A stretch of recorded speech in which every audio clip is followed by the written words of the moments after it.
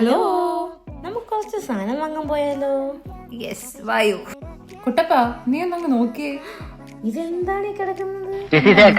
എണ്ണ ഒരു വണ്ടിയല്ലേ? പിന്നല്ല, പൊളി സാധനം. അപ്പൊ കാറൊക്കെ അവിടെ നിൽക്കട്ടെ. ഇതാണ് എന്റെ ഇവിടുത്തെ ഏറ്റവും ഫേവറേറ്റ് സ്പോട്ട്. അതെ, ഇവിടെ എല്ലാ ദിവസവും വന്ന് അവിടുത്തെ ഏരിയയിലൊക്കെ യെല്ലോ റോസസ് ഒക്കെ നോക്കി അവിടെ തന്നെ വെച്ചിട്ട് പോകും. കാരണം നമ്മുടെ നാട്ടിൽ ഒരു 500,000 രൂപയാണ് ഓരോ ഫ്ലവേഴ്സിന്റെയും പൈസ. അതെ.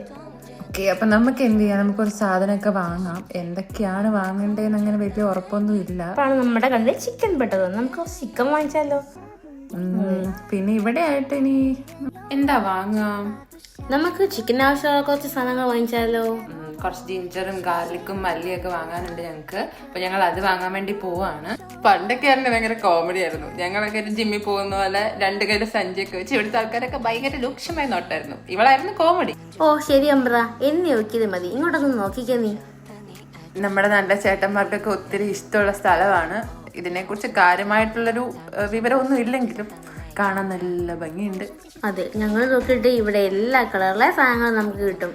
അപ്പൊ നിങ്ങൾ നാട്ടിലോട്ടൊക്കെ പോകാൻ പ്ലാൻ ചെയ്യുകയാണെങ്കിൽ നമുക്ക് ഇതിനകത്ത് നിന്ന് ഒരു 2 കുപ്പിയൊക്കെ എടുക്കാം. അത്യാവശ്യം അഫോർഡബിൾ ആണ് നമുക്ക്.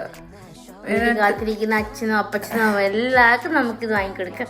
അതെ, ഇവക്ക് അവരോട് എന്തോ എന്തോ വൈരാഗ്യം ഉണ്ട് കേട്ടോ. അങ്ങനെയൊന്നുമില്ല, അവർക്കൊക്കെ ഇത് ഭയങ്കര ഇഷ്ടമായിരിക്കില്ല. അപ്പൊ നമുക്കിത് കൊടുക്കാമല്ലോ. നല്ലൊരു ഓപ്ഷൻ അല്ലേ ഇത് ഗിഫ്റ്റ് ചെയ്യാൻ. അങ്ങനെ നീ വ്യക്തവും സ്പഷ്ടവുമായി പറയണം. അല്ലേ പിള്ളച്ചൻ കള്ളം പറഞ്ഞെന്ന് വിചാരിക്കും. ഇടയ്ക്കൊക്കെ പിള്ളേച്ചന് കള്ളം പറയാം. മതി, കണ്ടു കഴിഞ്ഞില്ലേ? ഇനി നമുക്ക് പോയാലോ? പോണോ? വേണ്ട, ഇന്ന് ഇവിടെ കിടന്നു. വേണ്ട, നമുക്കെന്നാ പോയേക്കാം.